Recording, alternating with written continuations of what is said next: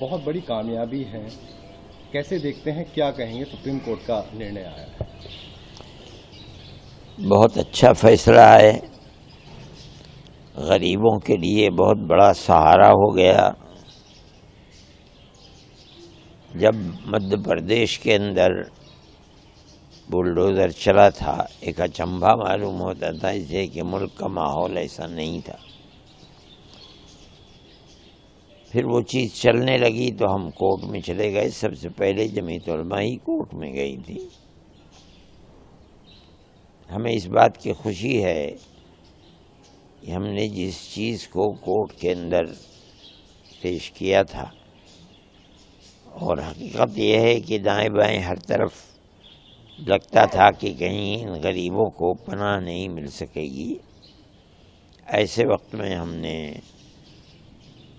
جمعیت علماء اپنی بساط کے مطابق جو کچھ کر سکتی تھی بہتر سے بہتر ہم نے وکیلوں کو پکڑا، انہوں نے ہماری مدد کی اور ہم نے کورٹ کے اندر اس کو داخل کر دیا۔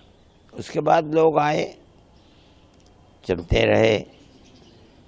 ہمیں اس بات کی بہت خوشی ہے کہ کورٹ نے اپنے جس نظریے کو پیش کیا تھا فیصلہ دینے سے پہلے، اس نے ہمیں یہ بتایا کہ فیصلہ بہتر ہوگا اور غریبوں کے حق میں ہوگا، لیکن ہم کچھ کہہ نہیں سکتے تھے جب تک فیصلہ نہ آ جائے۔ ہم کیا بتائیں؟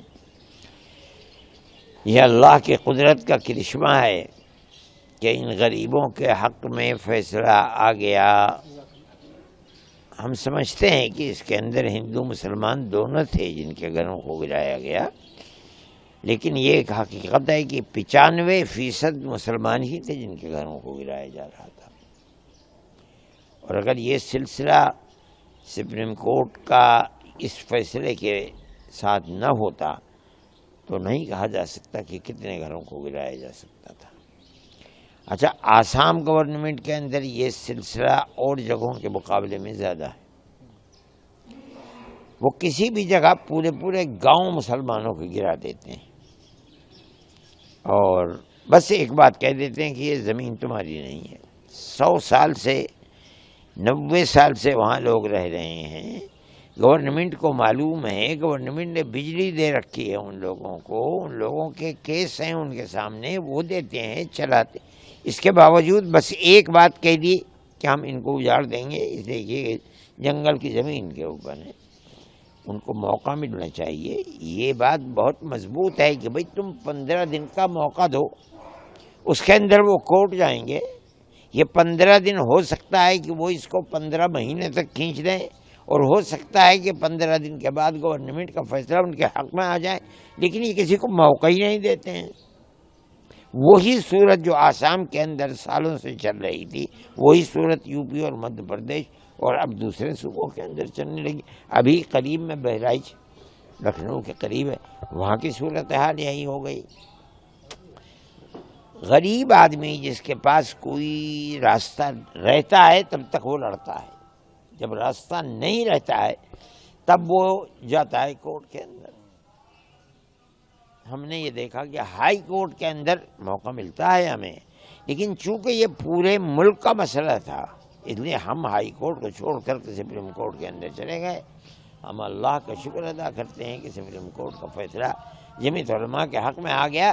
اس کا مطلب یہ ہے کہ غریبوں کے حق میں آ گیا، جن کے پاس کوئی راستہ نہیں تھا جانے کا، وہ سپریم کورٹ بھی نہیں جا سکتے تھے، ان کے اندر یہ طاقت نہیں تھی۔